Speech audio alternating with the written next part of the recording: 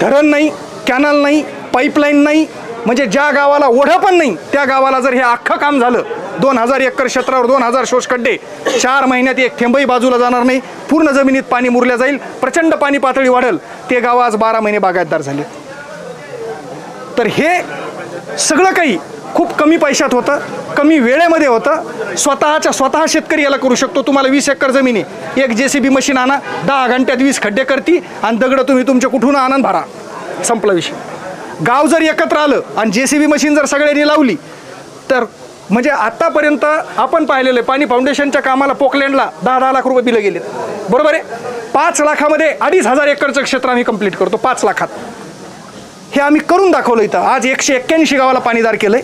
मग हे आमच्या समोर मित्र आहेत, आपली शेती आपली प्रयोगशाळा, ज्यांचे व्हिडिओ तुम्ही पाहता, ज्यांनी माझ्या मुलाखती घेतल्या, दीपक बुनगे म्हणून. आणि चला सगळ्याला रामराम, जय गुरुदेव. माझं नाव प्राध्यापक डॉक्टर पुरुषोत्तम आयाळे. आज आदरणीय तुमचे आमदार सुरेश अण्णा धस यांनी आपल्या सगळ्यांची जी ही काही जलतारा पाहण्यासाठी जी सहल आयोजित केलेली आहे, याच्या पाठीमागचा उद्देश तुम्हाला मी सांगतो.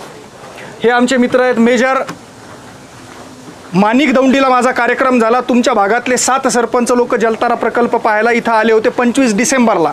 आणि 27 डिसेंबरला माणिक दौंडीला माझा कार्यक्रम झाला, ज्या कार्यक्रमाला हे आले होते. यांनी बघितलं की हा प्रकल्प गावाला कशा पद्धतीनं पाणीदार करतो.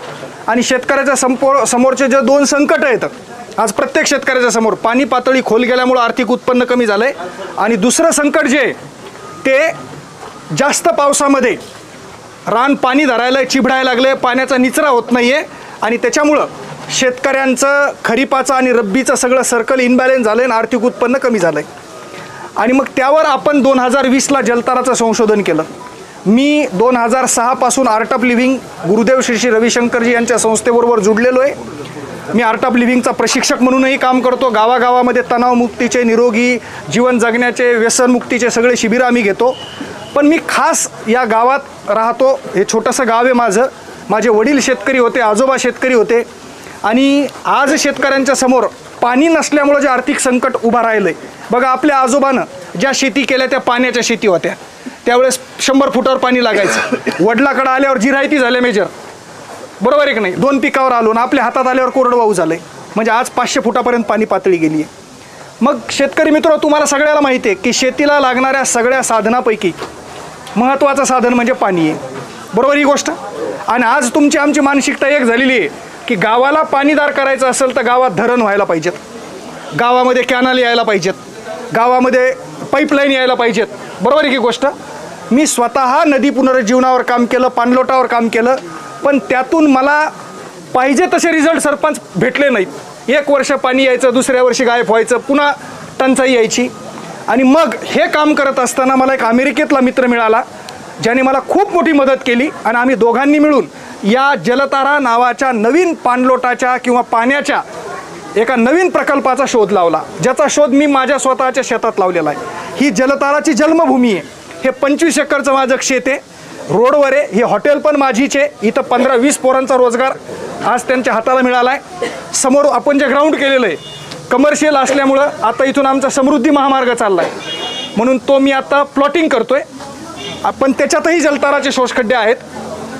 मग माझ्या लक्षात आलं की आज काय झालेलं आहे तुमच्या माहितीसाठी सांगतो. पाऊस पडतो आणि वाहून जातो, पाण्याला थांबायला जागा नाही. आणि पाण्याची साठवणूक ही जमिनीच्या वर नाही आहे, पाण्याची साठवणूक जमिनीच्या खाली आहे, बरोबर आहे. मागच्या 50 वर्षापासून आपण विहिरीन बोरवेलनं फक्त भोकाडं पाडणं चालू आहे, बाहेर काढणं भरणं बंद आहे. पाणी पाऊस पडायला वाहून चालला. पाण्याची साठवणूक जमिनीच्या भूगर्भात आहे. मग माझ्या लक्षात आलं 2019ला मित्र इथं हिरवं पान पण दिसत नव्हतं. डिसेंबरमध्ये विहीर कोरडी पडायची, ढोराला प्यायला आम्हाला टँकरनं पाणी आणावं लागायचं, आणि प्यायला पण पाण्याचा थेंब पण नव्हता. मग मी लक्षात घेतलं की इथं पाऊस पडतो ना 25 एकरमधून वाहून जातो. मग मी लक्षात घेतलं की विहीर पुनर्भरण एक योजना शासनाची आहे, ज्याच्यामध्ये विहिरीच्या भोवती 4-5 शोष खड्डे करतात आणि पाण्याला जमिनीत मुरवतात, विहिरीची पाणी पातळी वाढते. बोर पुनर्भरण एक स्कीम आहे, बोरचं पाण्याला पुनर्भरण करतो आपण, पाणी पातळी वाढते. मी विचार केला की जर आपण शेताचं पुनर्भरण केलं तर शेतातलं पाणीच बाहेर जाणार नाही. आणि शेतात तर किती मोठ्या प्रमाणावर पाऊस पडतो, 25 एकरमध्ये पडणारं पाणी आज माझं वाहून चाललंय. तुमच्या गावामध्ये पाऊस पडाला आणि दुसऱ्या गावाला वाहून चालला. खरं खोटं मी बोलालोय, असंच आहे का नाही. आज समजा वाहनी पाऊस पडाला आणि तुम्ही मंदिरात बसलेले, तुम्हाला लय उत्सुकता आहे वावरात जाऊन पहा, अरे जाऊस तर टमरेला भरायला पाणी सापडत नाही अशी परिस्थिती आहे, चट वाहून जातं. मग मी लक्षात घेतलं की आपल्याला शेतातलं पाणी शेतातच अडवायचं आणि नुसतं अडवायचं नाही तर त्या पाण्याला जमिनीच्या भूगर्भात नेऊन त्याची साठवणूक करायची. मग माझ्या लक्षात आलं की करायचं कसं. मग मी 1 एकरच्या तुकड्यामध्ये ज्या कोपऱ्याला पाणी येऊन साचतं त्या कोपऱ्याला एक शोषखड्डा केला. JCB मशीन नेली, 4x4 मुरुम लागेपर्यंत 6 फूट खोल केला. पावसाबरोबर माती वाहून तो खड्डा बुजू नये म्हणून माझ्या डोक्यात आलं की मातीला वर थांबवायचं आहे आणि पाणीच फक्त खाली गेलं पाहिजेत. मग त्याच्यामध्ये दगड टाकून दिले. मग ते दगड काय करतात, मातीला वर थांबवतात, पाण्याला सांदीतून खाली नेतात. असं प्रत्येक 25 एकरमध्ये ज्या ज्या उताराला पाणी येऊन थांबणारे असे 30 शोषखड्डे मी इथं केले आणि दगडानं बुजले. हे उन्हाळ्यात केलं. पावसाळ्यात मला उत्सुकता होती, पाऊस पडला की वाहून जाणारं पाणी आता या खड्ड्यातून जमिनीत जातं का, म्हणून मी धावत पळत आलो. पहिल्या खड्ड्याजवळ उभा राहिलो. 1 घंटाभर पाऊस चालू होता. पाणी बाहेर जाईच ना, खड्ड्यातून सगळं खाली. मला वाटलं दुसऱ्या खड्ड्यातून पाणी बाहेर चाललं का, दुसऱ्या खड्ड्याकडे गेलो, त्याच्यातूनही पाणी खाली. 30 खड्ड्याकडे येण्यासारखं पळत होतो. सगळं पाणी भाड नरसळं लावल्यासारखं जमिनीत चाललं होतं. माझ्या लक्षात आलं, पहिले माझी जी विहीर आहे आत्ता 40 ते 45 फूट खोलीची, डिसेंबरमध्ये कोरडी पडायची, जूनमध्ये पावसाळा सुरू झाल्यावर जुलैमध्ये 2 फूट पाणी यायचं, ऑगस्टमध्ये अर्धी भरायची, सप्टेंबरमध्ये पूर्ण भरायची, ऑक्टोबरमध्ये मोटर सुरू झाली की नोव्हेंबरमध्ये कोरडी पडायची, डिसेंबरमध्ये थेंबी नसायचा. एका पावसाळ्यामध्ये त्या विहिरीला 5 फूट पाणी आलं. 2 पावसाळ्यात अर्धी विहीर भरली, 3 पावसात विहीर पूर्ण भरली. आज ती विहीर 24 घंटे चालू आहे. 25 एकरमध्ये जवळपास तुमच्या माहितीसाठी सांगतो 17 एकर आता पूर्ण हिरवगार आहे आणि 17 एकरला नॉनस्टॉप विहीर चालू आहे, नॉनस्टॉप. परवाच्या दिवशी मी तर बोर सुरू केला नव्हता, परवाच्या दिवशी बोर सुरू केला, 24 घंटे बोरची एकच धार चालू आहे, म्हणजे खंडच पडला नाही कुठं. आणि माझ्याकडे एक्सप्रेस फिटर असल्यामुळं लाईन 1 मिनिटही जात नाही. तर ह्या चमत्कार पाहायला इथून खाली माझं 10 एकर क्षेत्र आहे जे चिबडायचं. शेतकऱ्यासमोर दुसरं संकट आहे, चिबडणं म्हणजे उफाळणं, तुमच्याकडं पाणी धरणं म्हणतात त्याला. जास्त पाऊस पडला की ते पाणी उफाणतं आणि पिकं सडत आहेत आणि दुसरी रब्बीची पेरणी त्याच्यामध्ये मामा होत नाही. बरोबर आहे. किती पाऊस पडू द्या, कमरा इतकाला पाणी संध्याकाळी साचू द्या, सकाळी येऊन पहा तुम्हाला एक थेंबही दिसणार नाही, सगळं खड्ड्यातून जमिनीच्या पोटात. 10 एकर चिबडणारं शेत 1 इंच पण चिबडत नाही. 3रं पीक घेतो मी आता त्या शेतामध्ये. तर हा चमत्कार जलतारानं केल्याच्या नंतर माझी खात्री पटली की आता हा गावाला पाणीदार करणार आणि शेतकऱ्यांना आर्थिक समृद्ध करणार, लखपती करणार.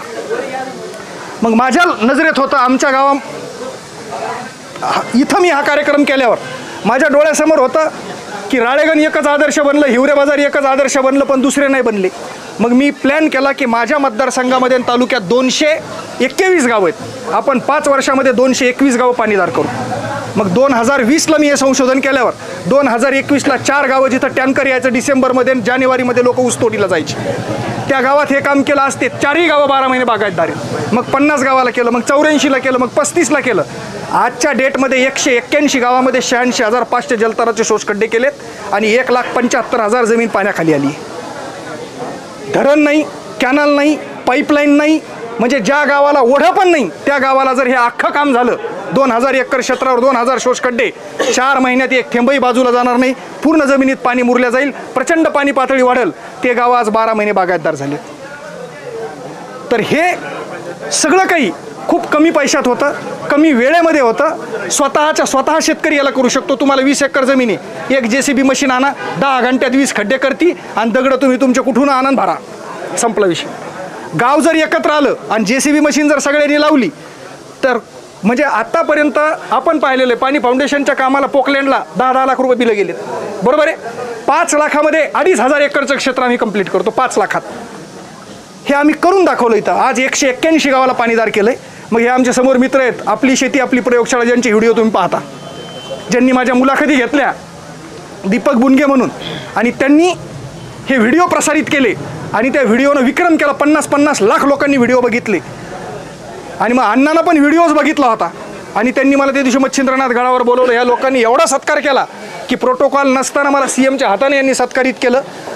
आणि मग त्याच दिवशी अण्णा म्हणले की माझ्या तालुक्याला पण मला पाणीदार करायचं आहे. मित्रहो, शेतीला लागणाऱ्या सगळ्या साधनापैकी पाणी महत्त्वाचं आहे.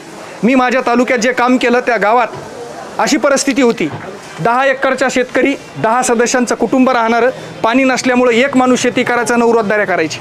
आज त्या 10 एकरला पाणी आलं, 10च्या 10 जण वावरामध्ये काम करायलेत. बाप दिवसादारी धरायला, पोरगं संध्याकाळी धरायला, बाया माणसं त्याच्यातच मेहनत करायलेत. हजारातलं उत्पन्न लाखात गेलं आहे. बरोबर आहे की गोष्ट. नोकरीची गरज नाही, कोणाच्या पुढं हात पसरायची गरज नाही आहे. असं स्वयंपूर्ण शेतकऱ्यांना पाणी करतं आणि ते इतक्या सहजतेनं आपण जलताराच्या माध्यमातून आज शेतकऱ्यांच्या समोर हा एक प्रयोग ठेवलेला आहे. आज तुम्ही इथं आलात. आता ही माहिती सांगून तुम्हाला मी दाखवणार आहे की प्रत्येक एकरमध्ये आपण कसे नॅचरली स्लोपला खड्डे केलेले आहेत, त्या खड्ड्यामध्ये पण किती पाणी मुरतं याचं पण ट्रायल मी तुम्हाला दाखवणार आहे. कारण खूप लोकांना वाटतं, आणखी नाही आपली मानसिकता आहे की धरणच पाहिजेत. बरोबर आहे का, कॅनलच पाहिजेत. आता तुमचा पहिला कार्यक्रम होता ना खुंटे फळला, अण्णा बी भाषणात सांगत होते 4 TMC द्या आम्हाला. अरे मी सांगतो तुम्हाला, तुमच्या आष्टी तालुक्यातल्या 127 किंवा 150 गावामध्ये हे काम करा. तुम्हाला मी सांगतो, तुम्हाला धरणाची गरज नाही, की 1 रुपयाची गरज नाही. अख्ख्या आष्टी तालुका 100% हिरवागार आणि पाणीदार आपण करू. कारण 4 महिन्यामध्ये जे पाऊस पडतो ना, या पावसाचं व्हॅल्युएशन तुम्हाला माहीत नाही आहे. एक खड्डा किती पाणी नेतो याचे कॅल्क्युलेशन मी तुम्हाला दाखवणार आहे आता काही वेळामध्ये. चक्रावून जाल तुम्ही त्यावेळेस म्हणता की एक खड्डा काय चमत्कार करू शकतो.